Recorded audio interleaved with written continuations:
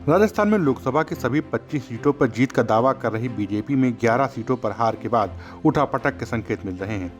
कांग्रेस अपनी जीत से उत्साहित है और पार्टी नेताओं का दावा है कि जल्द ही राजस्थान में सीएम की कुर्सी के लिए नई पर्ची खुलेगी। वहीं बीजेपी के नेताओं को आलाकमान ने दिल्ली तलब किया है और हार के कारणों पर चीरफाड़ जल्द शुरू होने की संभावना है। दरअसल महज 5 महीने पहले ही पूर्ण बहुमत के साथ राजस्थान की सत्ता से कांग्रेस को बेदखल करने वाली बीजेपी लोकसभा चुनाव में एक साथ 11 सीटें गंवा बैठी। हार भी इतनी बुरी कि खुद सीएम भजनलाल शर्मा का गढ़ भरतपुर भी हाथ से निकल गया।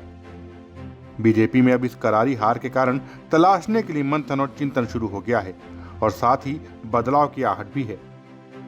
बीजेपी की इस हार का एक बड़ा पहलू ये भी रहा कि 5 महीने पहले विधानसभा चुनाव में बीजेपी की जिन सीटों पर हार हुई थी उन सीटों पर पार्टी लोकसभा में भी हार गई, यानी पिछली हार से कोई सबक नहीं लिया गया।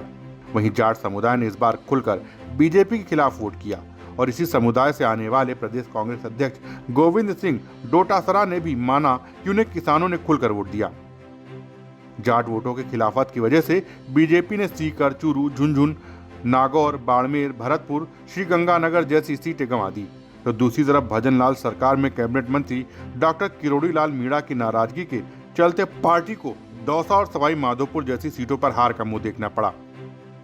इसके चलते अब राजस्थान में सत्ता और संगठन में बदलाव की चर्चा शुरू हो गई है, लेकिन संगठन से जुड़े लोग इस तरह की चर्चाओं को नकार रहे हैं।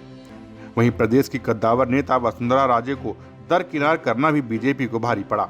वसुंधरा इस चुनाव में केवल अपने बेटे की सीट झालावाड़ में प्रचार करती नजर आई, बाकी किसी भी लोकसभा सीट पर वो प्रचार करने नहीं गई। Bureau report, Dastak times.